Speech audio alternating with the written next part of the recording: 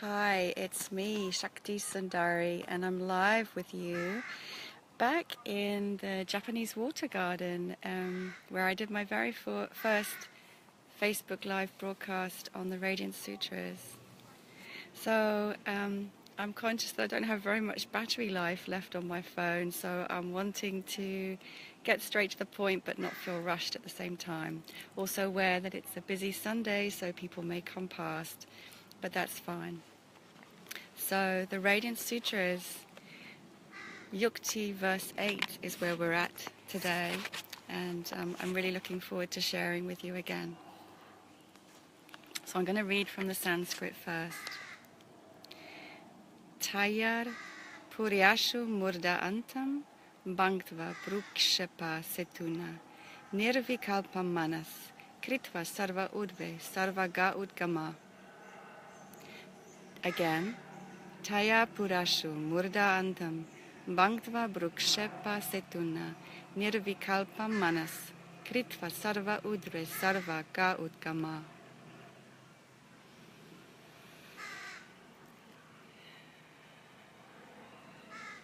These sounds, once again, just loving how they feel in my mouth and sound. They kind of glide across the tongue, and there's a beauty to these sacred syllables. I've got a bird croaking above, I don't know if you can hear. And let's read Lauren Roche's beautiful translation, Paying Attention. Rest the attention easily in the forehead, in the eye that is made of light. Cherish the delicate energies glowing there.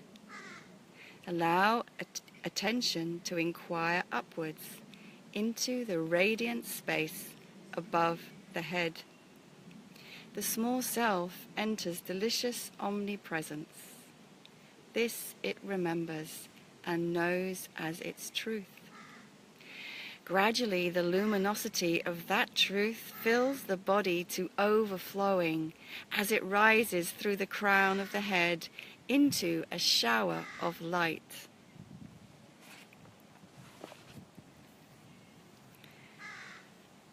So beautiful, so beautiful. So let me go through these words.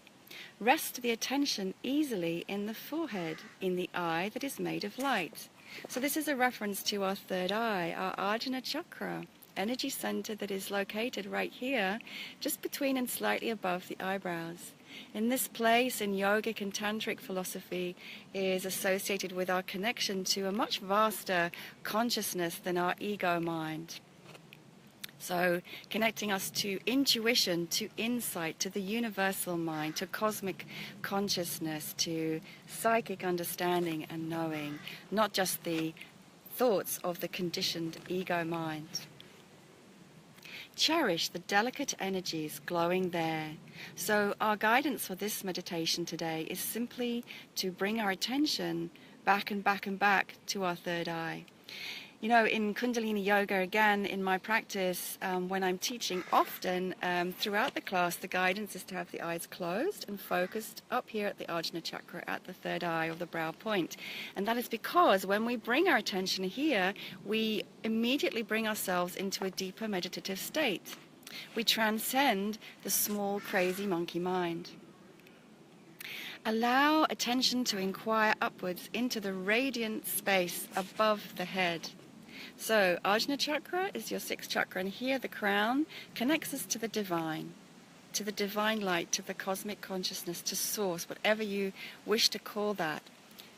This light space here above. The small self enters delicious omnipresence. Delicious omnipresence. Again, just savoring the juiciness and the sensuality of these words. I love how awakening becomes sensual in this text. This it remembers and knows as its truth. Yes, so this remembering is so crucial right now. You know, people may be asking, how can it be relevant to read from these Radiance Sutras today, how can it be relevant to practice yoga and meditation or Tantra when last night in London there was a really awful event where people were killed? How is it relevant? It is so relevant that we are able to open our minds beyond our conditioning, that we are able to open our minds beyond the primitive mind, the small brain that sits at the very base of the spine here, the brain which reacts in fear and negativity, to go beyond that limited small self, the ego self, to a much wider, larger and higher perspective. When we open this portal and the space above, and we come to understand that we are so much more than this conditioned ego self, we get a much different perspective on life, and one that resonates with truth and with love.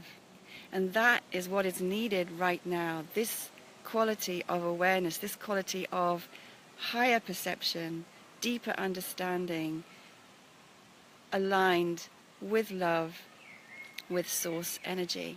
Now more than ever, this is what is needed in ourselves and in the world. Moving on, gradually the luminosity of that truth fills the body to overflowing.